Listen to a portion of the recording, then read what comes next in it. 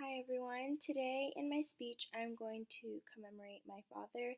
He is one of the strongest and most determined men I know. I and many other people of my generation look up to him. John Ward was born on September 12, 1968 in the Philippines.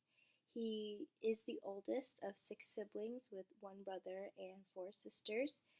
My dad's biological father was not really in the picture from the very beginning of his life, so at an early age, my dad was separated from his siblings because my grandma was not able to take care of all six of them at that time. He was the one who stayed with my grandma while his siblings were left with my grandma's friends and relatives. It wasn't until my grandma met my dad's stepfather, who is my current grandfather. He is an American who was also in the Navy. That was the time that the siblings were reunited. My grandparents got married, and my grandfather adopted and took all six of them under his wing. In 1978, my grandfather brought them all, including my grandma, of course, to the U.S., and they settled in Florida. At that time, my dad was 10 years old. After about a year, they moved to Virginia, and that is where they lived when my grandpa retired. Since my dad was the oldest, he sort of had to put his life on hold at a young age. My grandpa was in the Navy, so he was away a lot, so my dad had to be the man of the household. After high school, he had to work instead of going to college. With four sisters in the house, he had to be a strong disciplinarian and help them stay and get out of trouble, especially when it came to boys.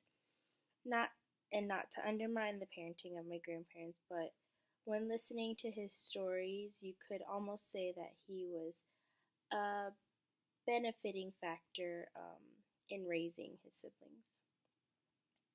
Skipping a few years, finding a wife was a little difficult for my dad because not the actual finding part, but when he finally found the one, who is my mom, my grandma did not like her. My dad was my grandma's pride and joy, and although she loved all of her kids, my dad, I'd like to think, is her favorite, or was her favorite. Eventually, she came around, and they got married though. After they got married, he was still hopping from job to job, getting paid hourly. It wasn't until my mom's parents gave him the position of management in the dry cleaners that they own that he finally gained some stability in the workforce. However, still with no college degree, my dad was sort of stuck and still not satisfied with what he was doing, and he wasn't really doing what he wanted to do. In May of 2001, my grandma passed away, and it was the hardest thing that my dad ever faced. Since he sacrificed so much to help her, their relationship was so close. It wasn't until that, and it was at that moment that my dad decided it was time for him to go back to school. Since my dad already had a wife and two kids, he still had to provide for his family, so he couldn't stop working. For that reason, he had to go back. When he went back to school, he still had to work full time. Since he was working and going to school at the same time, it took a lot longer than most people for him to finish and receive his degree. In May 2009, my dad received his bachelor degree in information technology. Going back a few years between the time my parents got married and the time they had me, my dad became a leader of our church. It didn't matter what his background was or what adversity he was going through at that time. The current leaders at that time saw a passion in his heart and saw leadership potential in him, and so they asked him to begin giving messages. I believe it was during that time that my dad really felt that he had a purpose. People that weren't even related to him believed in him, and it didn't even matter what brought him to where he was. All that mattered was that he had passion and was eager to learn and make a difference.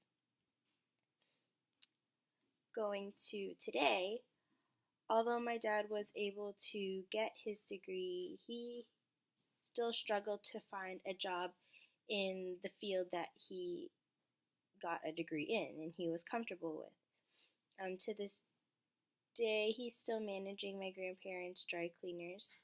However, not only is he doing that during the day, but ever since I started college, he has begun a night job at a printing company.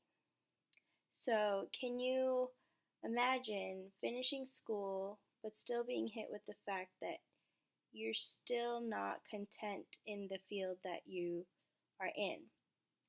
So, I believe that my dad is happy with how his life is, and I'm sure he wouldn't want it any other way. But I do believe that he deserves more and to be more satisfied with his career. Though through all of my dad's adversity, he has still managed to keep us and keep his family on its toes and lead us and raise us in the way we should be going. My dad is a true man of character. He is really determined, faithful, and honorable. I've never heard anyone speak negatively of him and his character. So many people, no matter their age, go to him for advice and encouragement. He may be scary at times, but what father isn't? My dad is really someone to look up to, and I 100% respect and love him very much.